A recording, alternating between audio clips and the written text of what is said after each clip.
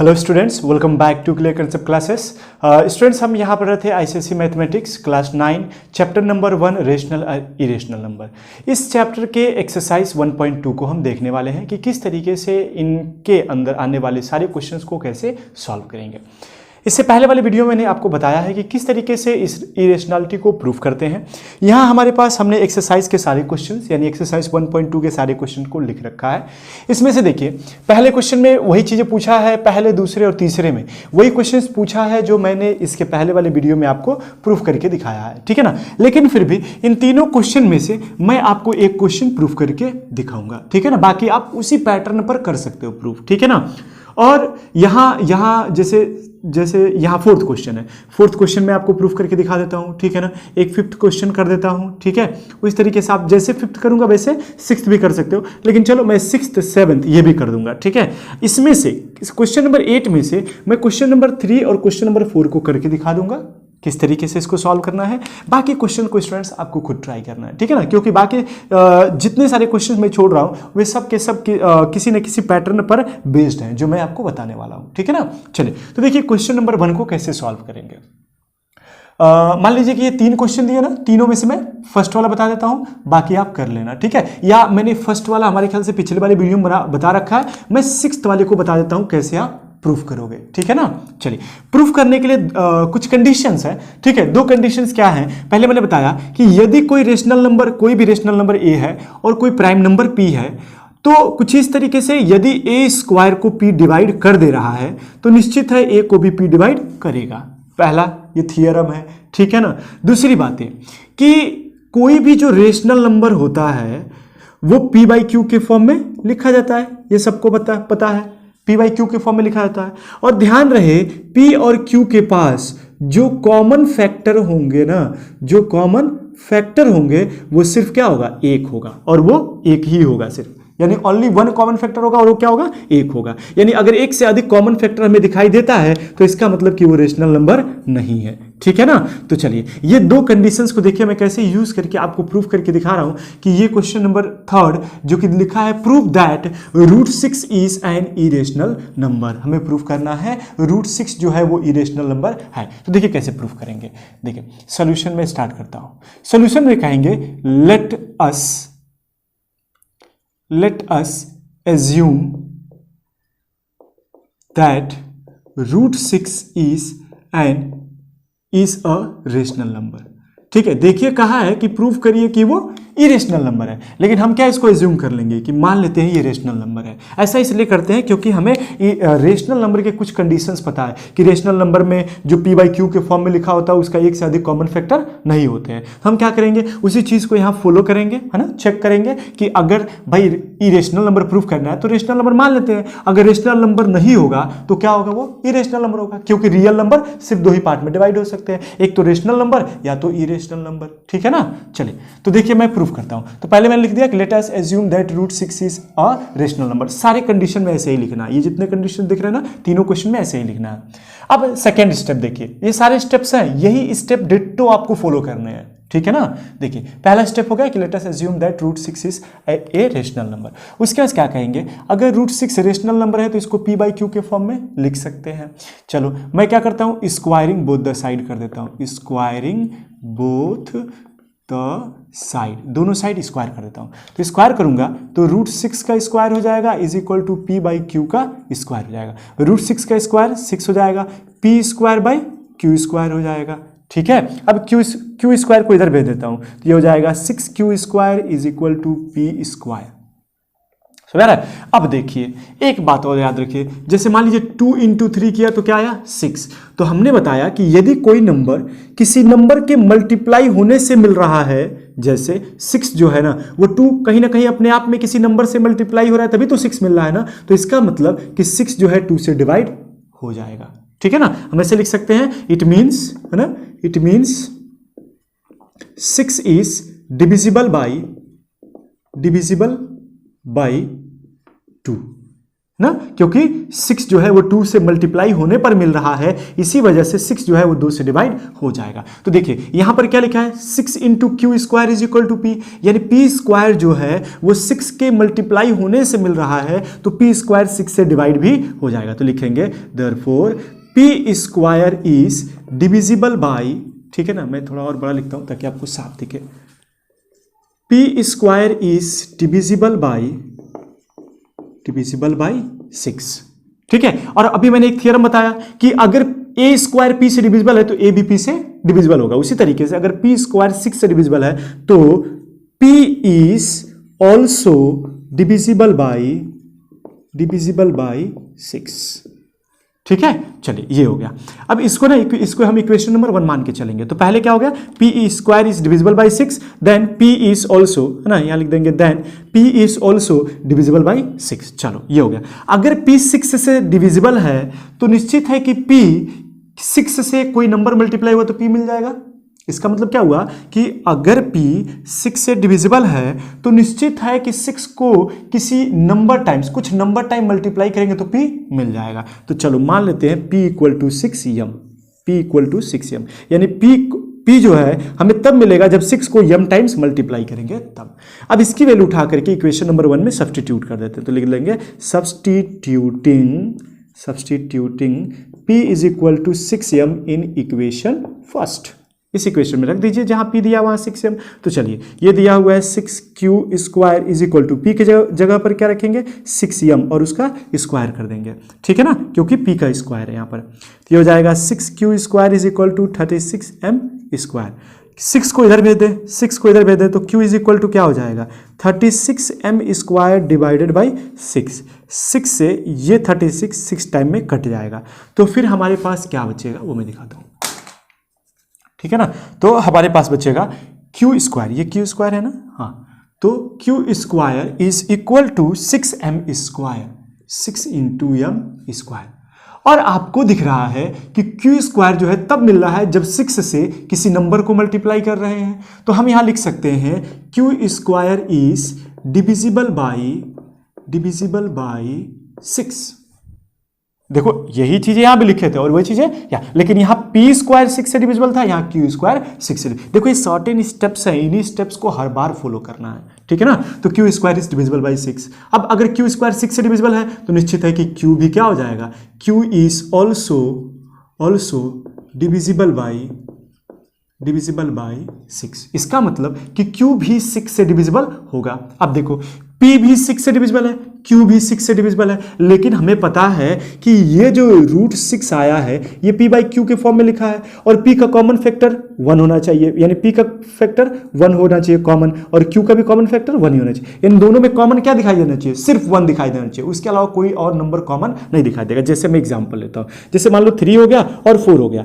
अब ये rational number है, कैसे, तो देखो 3 का फैक्टर क्या होगा 1 और 3, 4 का फैक्टर क्या होगा 1 2 और 4। फैक्टर का मतलब मैंने बताया ना कि वो नंबर जो इस नंबर को डिवाइड कर दे। 4 को कौन डिवाइड कर सकता है, 1 डिवाइड कर सकता है, 2 डिवाइड कर सकता है और 4 डिवाइड कर सकता है। दोनों में कॉमन क्या दिखाई दे रहा है 1। तो देखिए एक ही कॉमन फैक्टर होगा, ओनली 1 कॉमन फैक्टर होगा, और वो भी 1 जो कॉमन फैक्टर होगा वो क्या होगा 1 होगा।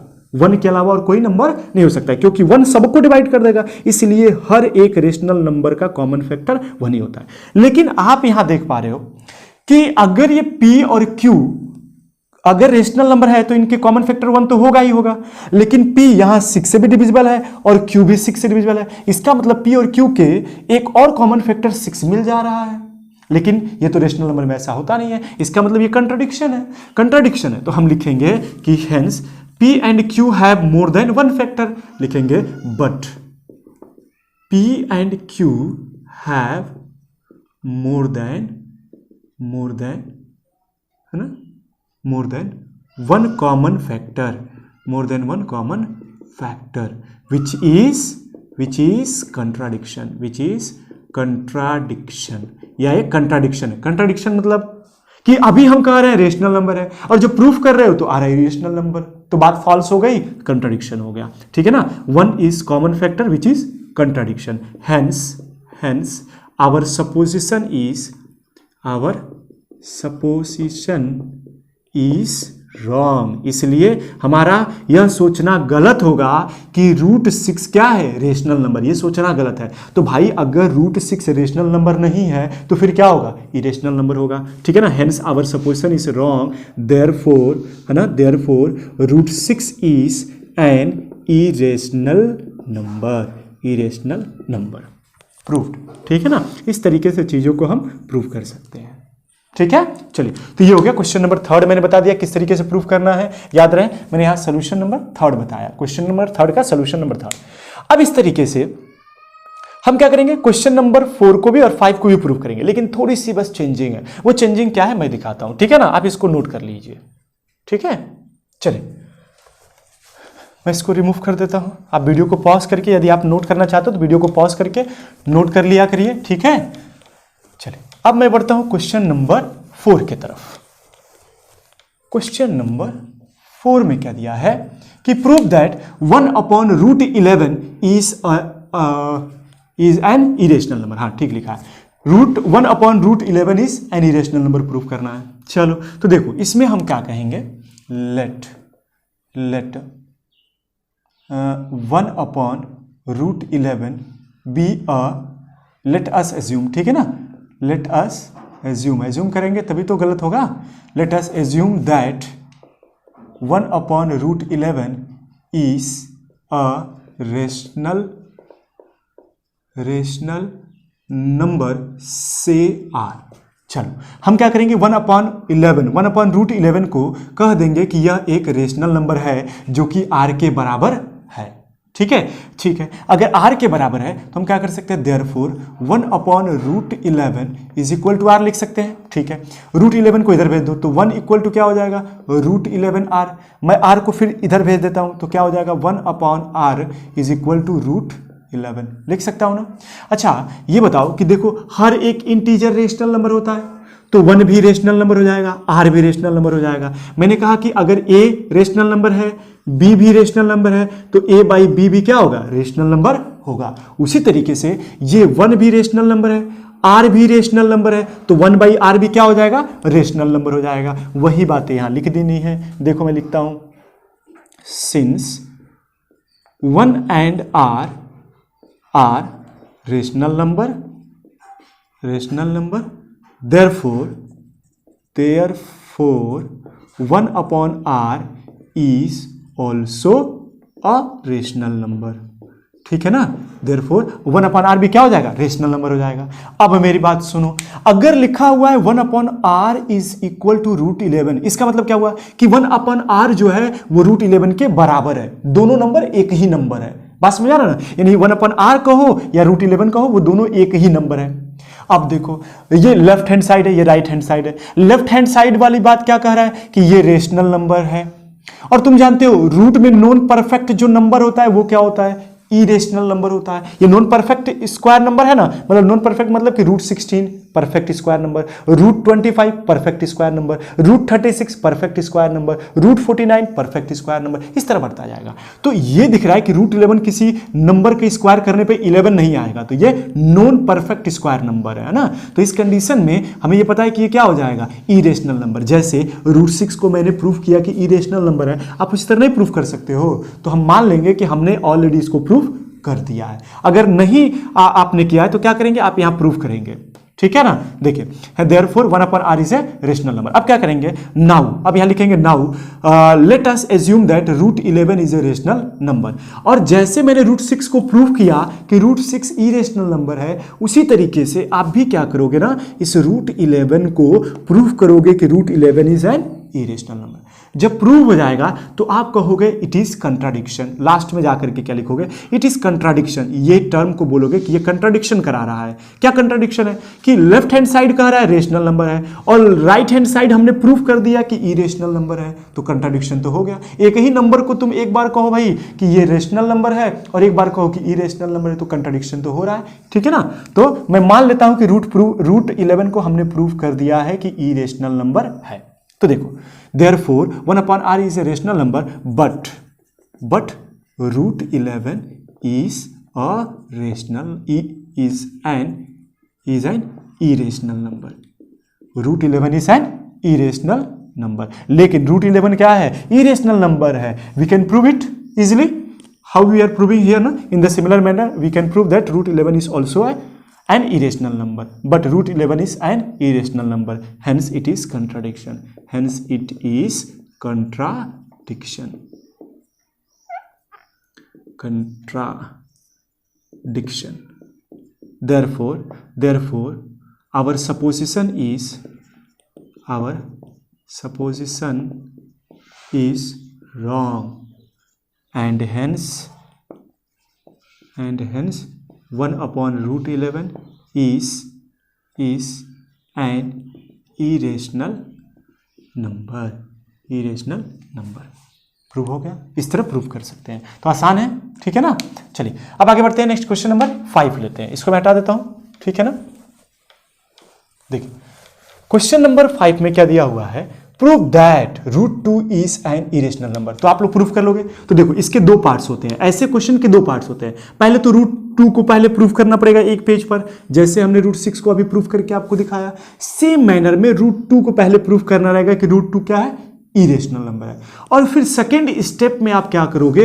इसको लेकर के इरेशनल नंबर प्रूव करोगे। तो फर्स्ट स्टेप आपको करना है, सेकेंड स्टेप मैं बताता हूं, ठीक है ना। देखिए सेकेंड स्टेप कैसे होगा, हम लिखेंगे नाउ, है ना। उसके ऊपर आपने मान लेता हूं कि रूट 2 आपने प्रूव कर लिया है कि वो इरेशनल नंबर है। मैं सेकेंड स्टेप से स्टार्ट कर रहा हूं। Now let us assume that 3 minus root 2 is a rational number, हमने मान लिया। अगर रेशनल नंबर है तो 3 minus root 2 equal to P by Q, ठीक है ना। हम यहाँ आर के बराबर मान लेते हैं, पी बाई क्यू थोड़ा लॉन्ग हो जाएगा इसलिए, ठीक है ना। तो 3 minus root 2 is a rational number say R, ठीक है ना। मान लेते हैं कि 3 माइनस रूट 2 जो है वह रेशनल नंबर है जो कि आर के बराबर है। तो यहाँ हो जाएगा आर। समझ आ रहा है? ठीक है। अगर r के बराबर है तो क्या करते हैं? r को इधर भेज लेते हैं और 2 को इधर भेज दीजिए, तो क्या हो जाएगा? 3 minus R is equal to root 2। अच्छा, अब मैं कह रहा हूं देखो 3 रेशनल नंबर है, r भी रेशनल नंबर है, तो रेशनल नंबर में से जब रेशनल नंबर सब्ट्रैक्ट करते हैं तो जो नंबर आता है वो भी क्या होता है? रेशनल नंबर होता है। तो यहां लिखेंगे since 3 and r are rational number, therefore 3 minus R is also a rational number. 3 minus R भी क्या हो जाएगा? एक रेशनल नंबर हो जाएगा। But root 2 is an irrational number as proved above, जैसे कि हमने ऊपर प्रूव कर दिया है, ठीक है ना। अब ऊपर प्रूव कर दिया है तो इसका मतलब कि ये कंट्राडिक्शन हो गया। लेफ्ट हैंड साइड वाला भी नंबर और राइट हैंड साइड वाला नंबर दोनों सेम ही है, लेकिन लेफ्ट हैंड साइड में आप कह रहे हो कि ये रेशनल नंबर है और राइट साइड में जो वैल्यू आ रही है वो ऊपर आपने प्रूफ कर दिया है कि इरेशनल नंबर है, फिर कंट्राडिक्शन होगा। दिस इज कंट्राडिक्शन, ठीक है, कंट्राडिक्शन। हेंस आवर सपोजिशन, है ना, hence our supposition is wrong. Therefore 3 minus root 2 is an irrational number, ठीक है। प्रूव हो गया ये, है ना। इस तरीके से हम चीज़ों को प्रूव कर सकते हैं, ठीक है। इसी तरीके से ना आप क्या कर सकते हो ना, चाहो तो 6 को भी कर सकते हो, लेकिन फिर भी आप क्या करो, वीडियो को पॉज करो, 6 वाला ट्राई करो। अगर आता है तो ठीक है, नहीं आता है तो मैं एक्सप्लेन करता हूं, ठीक है। चलिए मैं इसको हटा देता हूं।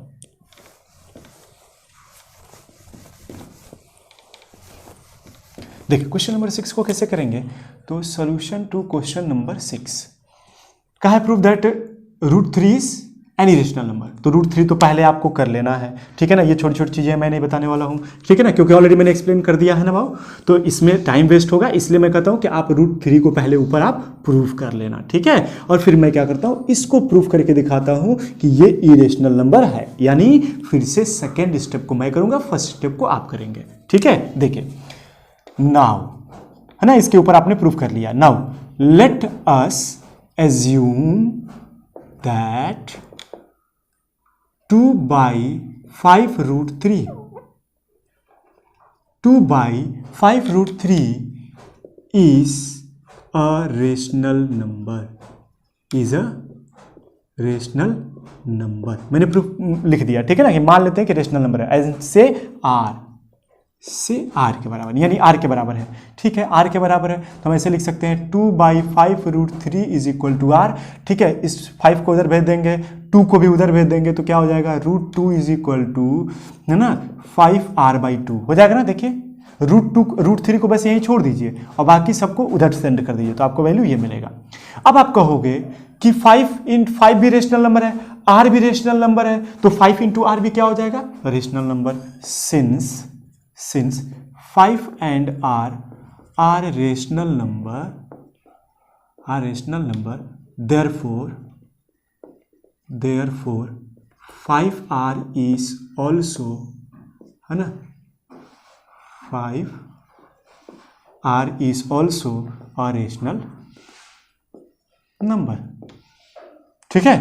हम कहेंगे एंड ऑल्सो, है ना, and also 5r/2 is a rational number, ठीक है। 5r/2 भी क्या हो जाएगा, रेशनल नंबर होगा, क्योंकि 2 भी क्या है, रेशनल नंबर ही है, तो 5r/2 भी क्या हो जाएगा, रेशनल नंबर हो जाएगा, ठीक है ना। इन दोनों मल्टीप्लाई करें तो रेशनल नंबर आएगा ही आएगा, और फिर ये भी रेशनल नंबर है, ऊपर वाला भी, और नीचे भी रेशनल नंबर है, तो rational number by rational number क्या हो जाएगा, रेशनल नंबर हो जाएगा, ठीक है। लेकिन यहां लिखेंगे but √3 is an irrational number, √3 is an irrational number which is contradiction,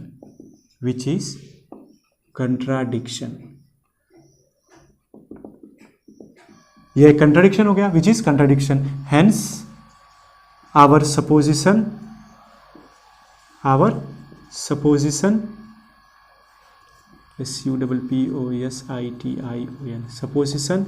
is wrong, इसलिए हमारा ये सोचना गलत होगा, ठीक है ना, कि 2/5√3 is a rational number, hence our supposition is wrong, therefore 2/5√3 is an irrational number,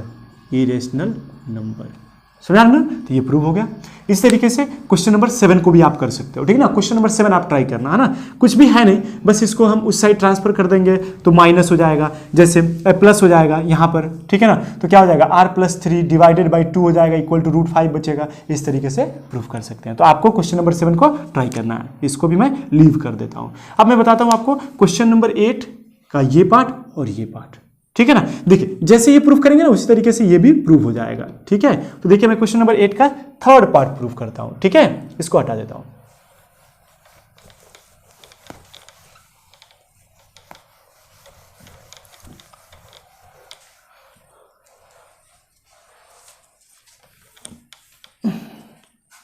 हाँ, proof that the following numbers are irrational number. तो हमें क्या प्रूफ करना है, 2√3 - 7, क्वेश्चन नंबर 8 थर्ड, है ना।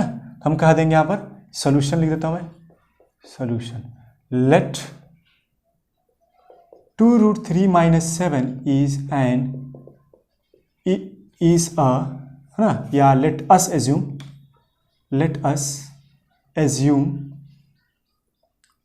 2√3 - 7 is a rational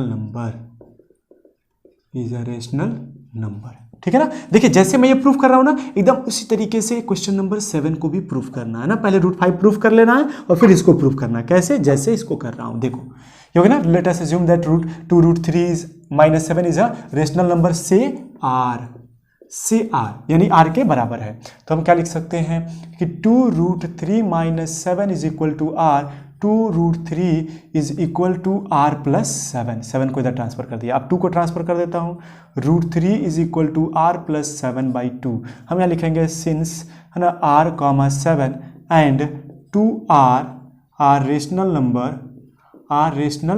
number, therefore r+7/2 is also a rational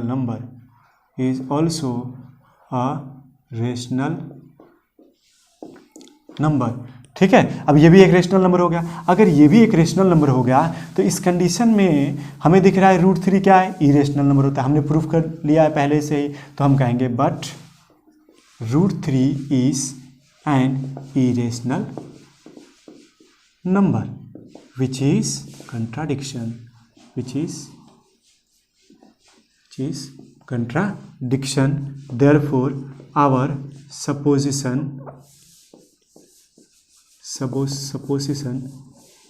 is wrong, hence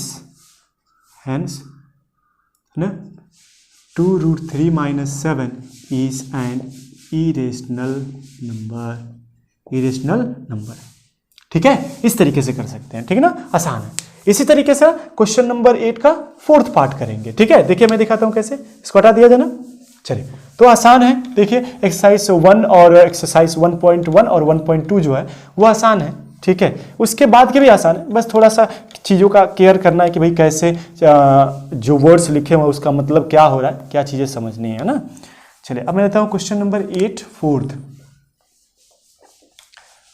हाँ, फिर से कर लेते हैं। Late us assume that √2 + √5 is a rational number है, तो से आर, ठीक है ना, से आर, तो ये क्या हो जाएगा √2 + √5 है ना इज इक्वल टू आर। √5 को उधर भेज लीजिए, तो √2 इज इक्वल टू क्या हो जाएगा r - √5। बात समझ आ रहा ना।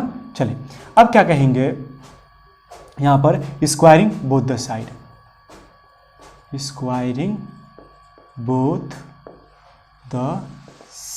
दोनों साइड स्क्वायर कर देते हैं।